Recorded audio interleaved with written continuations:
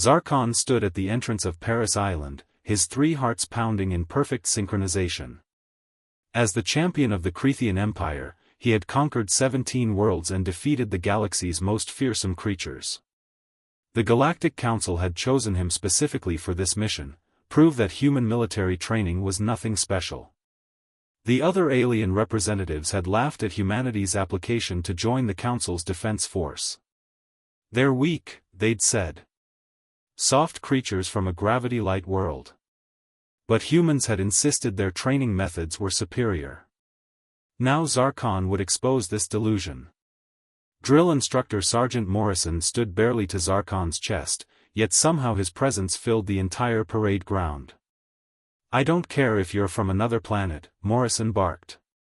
"Here, you're just another recruit. Drop and give me 50.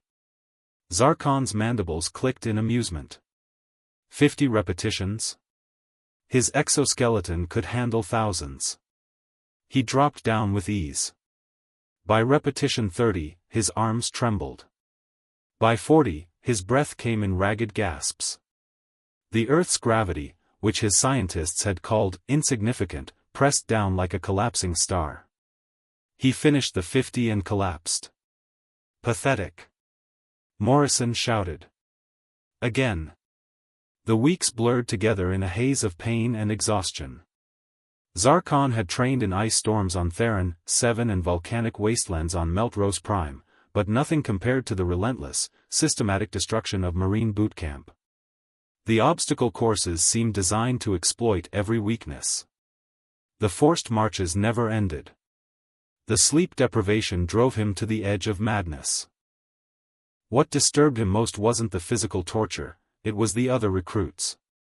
These humans, these supposedly weak creatures, endured beside him. When Johnson twisted his ankle on the crucible, he kept moving.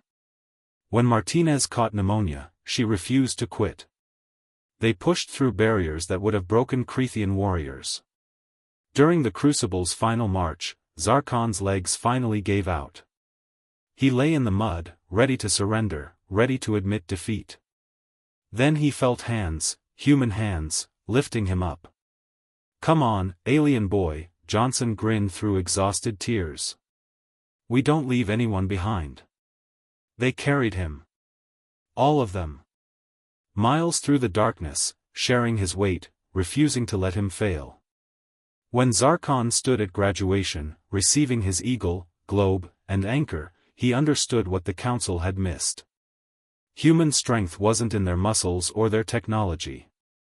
It was in their stubborn, irrational refusal to give up on each other. It was in their ability to transform ordinary people into something extraordinary through shared suffering. He transmitted his report to the Council, recommend immediate approval of humanity's application. Not because their training is superior in methodology, but because it creates something we've never achieved, warriors who are stronger together than apart. Sergeant Morrison approached him after the ceremony. "Not bad, Zarkon.